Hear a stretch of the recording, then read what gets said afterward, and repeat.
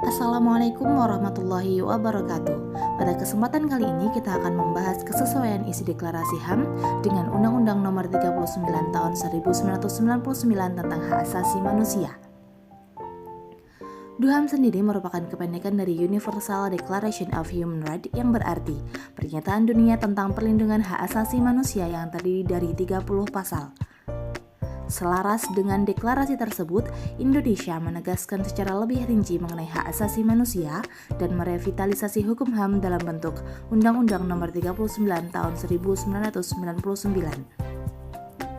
Lalu pertanyaannya, bagaimana kesesuaian antara isi DUHAM dengan Undang-Undang Nomor 39 Tahun 1999? Mari kita simak penjelasannya bersama-sama. Saya di sini akan menjelaskan sedikit tentang isi Deklarasi Universal HAM, yaitu DUHAM. Langsung saja, yang pertama ada kebebasan dan juga kesetaraan.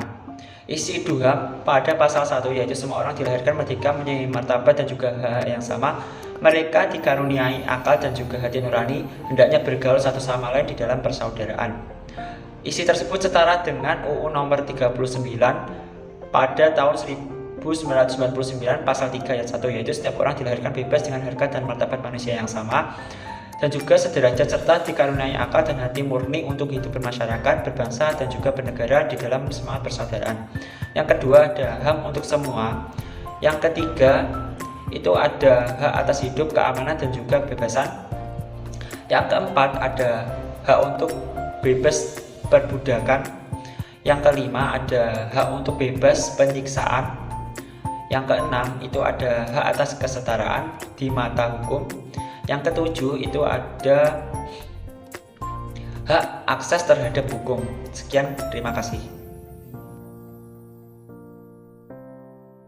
Selanjutnya DUHAM pasal 8 ya, hak mendapat pendamping hukum dijelaskan juga pada pasal 7 Undang-Undang HAM. Setiap orang berhak untuk menggunakan semua upaya hukum nasional dan forum internasional atas pelanggaran hak asasi manusia yang dijamin oleh hukum Indonesia dan hukum internasional.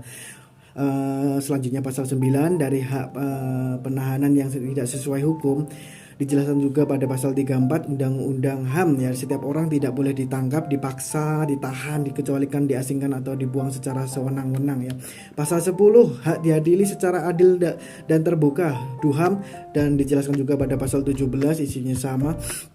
Pasal 11 tidak bersalah hingga terbukti bersalah dijelaskan juga pada pasal 18 Undang-Undang HAM. Setiap orang yang ditangkap, ditahan, dituntut karena disangka melakukan suatu tindak pidana berhak dianggap tidak bersalah ya, sampai bukti kesalahannya terbukti sah. Ya, pasal 12 hak atas privasi dijelaskan juga pada pasal 32 Undang-Undang HAM, isinya sama. Pasal 13 bebas berpindah tempat ya, dijelaskan juga pada pasal 27 setiap warga negara Indonesia berhak untuk secara bebas bergerak, berpindah tempat atau berganti wilayah ya.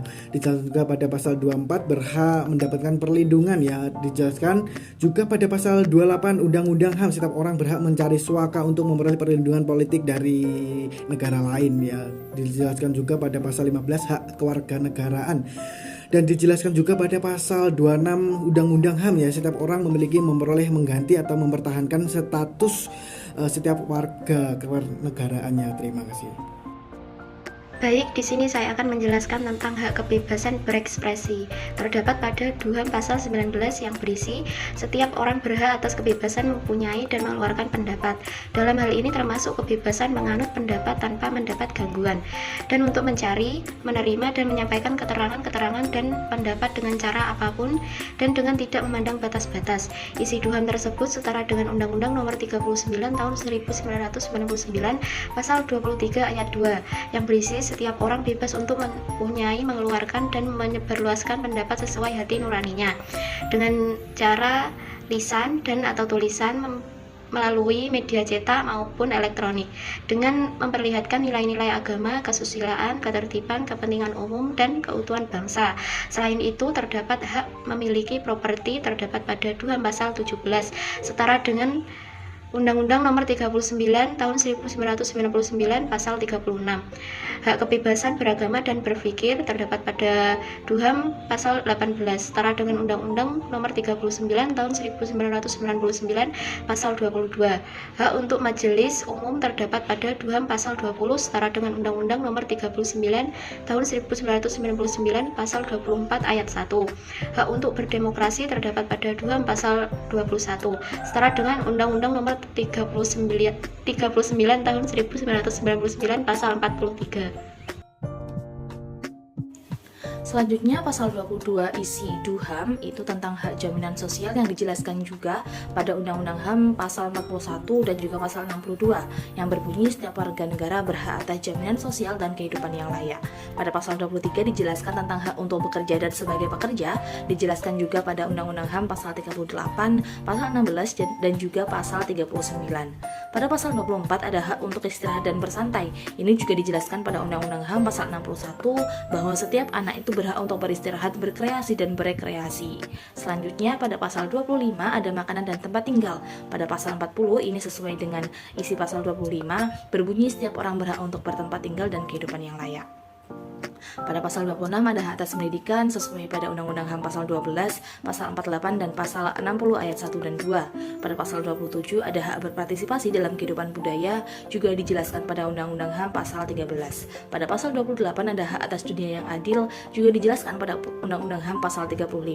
Pada pasal 29 ada hak tanggung jawab yang dijelaskan juga pada Undang-Undang HAM pasal 67, pasal 68 sampai pasal 72 dan selanjutnya pada pasal 30 terakhir ada kebebasan dari gangguan-gangguan lainnya. Ini sesuai pada Undang-Undang HAM pasal 74 dan 73. Nantinya akan kami cantumkan bagi teman-teman yang ingin mengetahui hasil analisis dari kelompok kami yang akan kami bagi linknya di bawah video ini.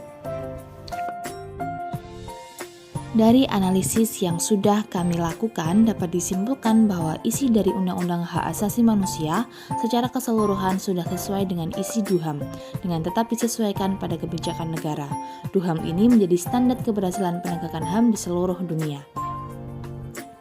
Oleh karena itu, mari kita hormati hak asasi manusia. Manusia kan manusia, sebab permasalahan hak asasi manusia bukan hanya sekedar tanggung jawab pemerintah dan pihak terkait.